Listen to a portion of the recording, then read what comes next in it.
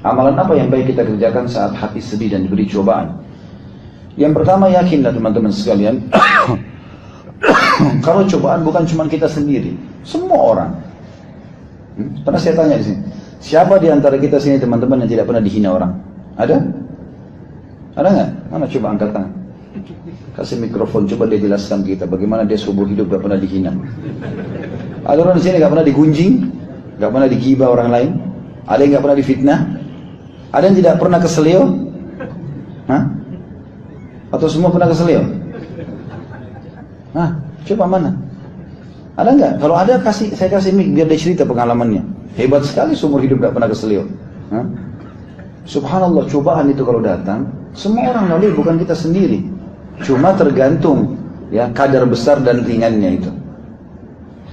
Antum jadikan itu dulu, paham ini bukan saya sendiri, orang juga banyak dicoba. Kita sakit, orang semua sakit. Kemudian yang kedua teman-teman sekalian, cobaan itu bisa bermakna dua kata ulama. Bisa bermakna kalau kita memang sudah berusaha istiqomah di jalan Allah, kita sudah berusaha pendapatan kita halal, pandangan pendengaran jaga dari yang haram, ibadah kita sholat selalu on time, sudah jaga semuanya yang bagus, lalu datang cobaan.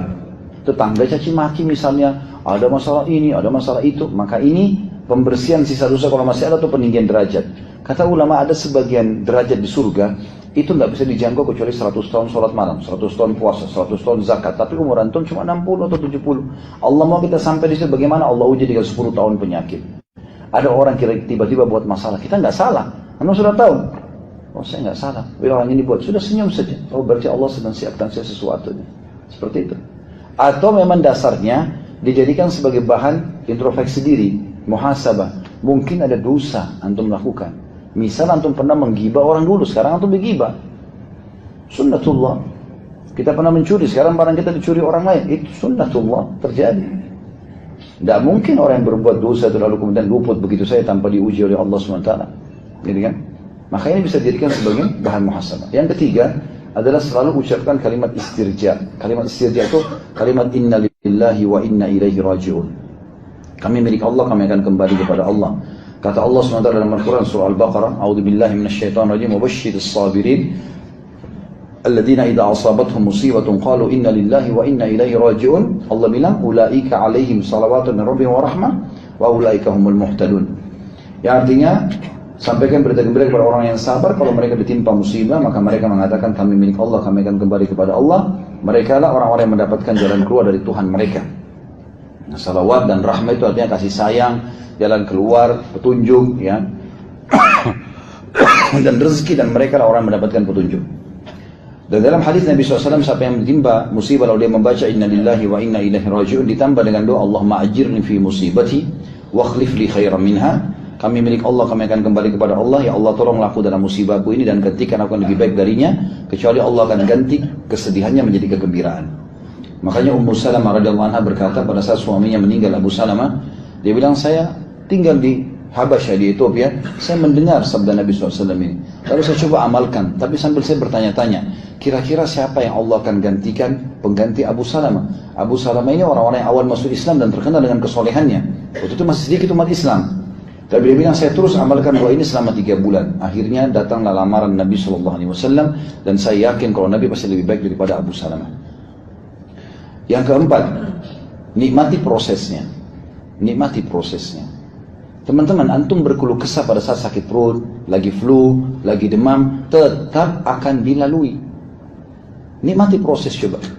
Makanya Umar radhiyallahu anhu memberikan wasiat yang baik dalam masalah ini. Beliau mengatakan, ketahuilah kalau engkau ditimpa sebuah cobaan dari Allah dan engkau menerimanya dengan baik, maka engkau akan dapat pahala, engkau akan mudah melaluinya, dan engkau akan dapat solusinya. Karena Allah bilang fa inna ma'al usri yusra.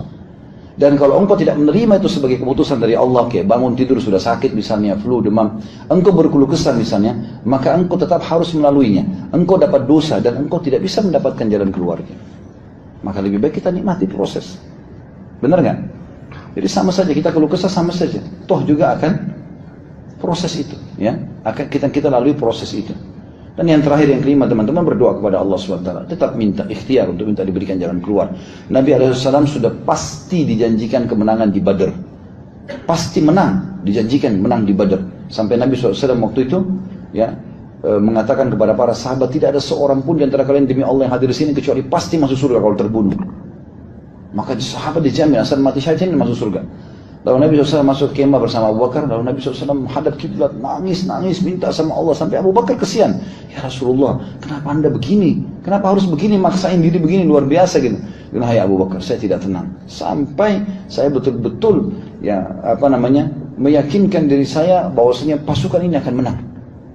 Lalu Nabi SAW tertidur sejenak, kemudian beliau bangun, lalu beliau mengatakan, berita gembira Abu Bakar, Allah telah menjanjikan dengan pasti kita akan menang, gitu kan? Jadi Nabi SAW tetap berdoa walaupun sudah pasti di perang Khaybar, sudah pasti Khaybar akan takluk. Tapi Nabi kepung sampai 43 hari dan tetap ada korban-korban dari sahabat. Nabi SAW tetap berdoa minta agar Allah berikan taufiknya. Jadi walaupun sudah pasti tetap kita berdoa. Nabi Ibrahim dan Ismail alaihissalam sudah waktu bangun Ka'bah jelas perintah Allah, mereka Nabi. Tapi mereka setelah bangun masih mengatakan Rabbana taqabbal minna innaka antas samiul alim. Ya Allah, terimalah dari kami, Engkau zat yang maha mendengar itu. Ya, Allahu a'lam.